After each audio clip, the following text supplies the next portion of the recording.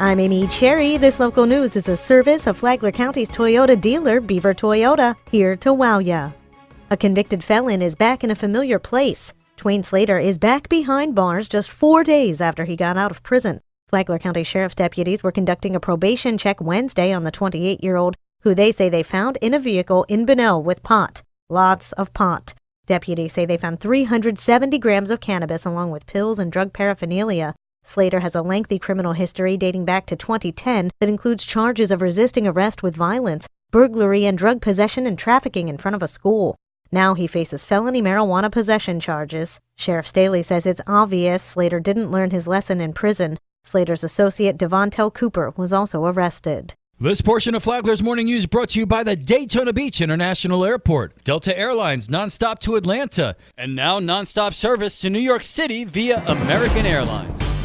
Police departments work together to shut down an illegal gambling operation in Flagler Beach. Tony Magoo reports. The Special Investigations Unit at the Flagler County Sheriff's Office executed a search warrant at Flagler Cats Bingo on Moody Boulevard in Flagler Beach with the help from the Flagler Beach Police Department. We've got Sheriff Rick Staley with us. We started this investigation after receiving community tips believing that this location was an illegal gambling operation. The investigation revealed that the business, Flagler Cats Bingo, was actually operating 7 days a week and had multiple gaming machines that were accepting cash, and patrons would be paid cash for their winnings. And bingo was actually never played there. We served a search warrant, seized about 50 different machines, and about $5,700 in cash. The owner of Flagler Cats Bingo, Gregory Irwin, was on scene, did not wish to provide details of the operation. Irwin was released and charges are pending following further investigation. For Flagler's Morning News, I'm Tony Magoo.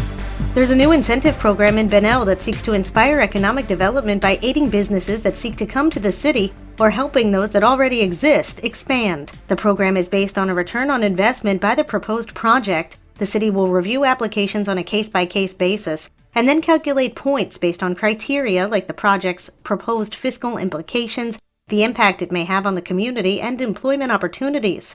The City Commission would have the final say on any grants that are doled out. Mayor Kathleen Robinson called the program a major achievement for the city, saying it's one of the goals of their strategic plan. As of 5 o'clock yesterday evening, A1A in Flagler Beach was open for traffic in both directions. State Road A1A had been closed for both northbound and southbound traffic for more than 300 days. Reconstruction on A1A was needed due to destruction caused by Hurricane Matthew. From the WNZF Newsroom, I'm Rich Carroll.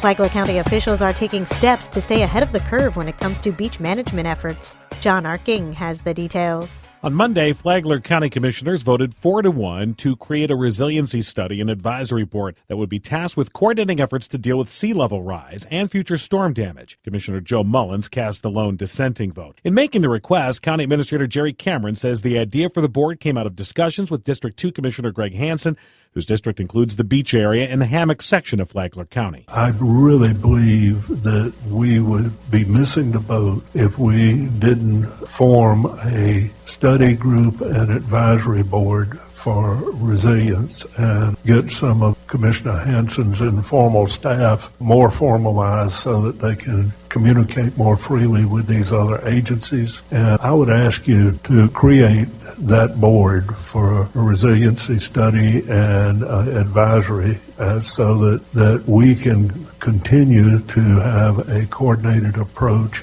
And I believe that we might be a prototypical model for the rest of the state if we carry this out. While the Resiliency Advisory Board will initially focus on the county's beaches, it's expected to eventually cover a variety of threats. From the WNZF Newsroom, I'm John Owen. How will you fill out the census form next year? It used to be that a census worker came to your door, asked the questions, and filled out the form.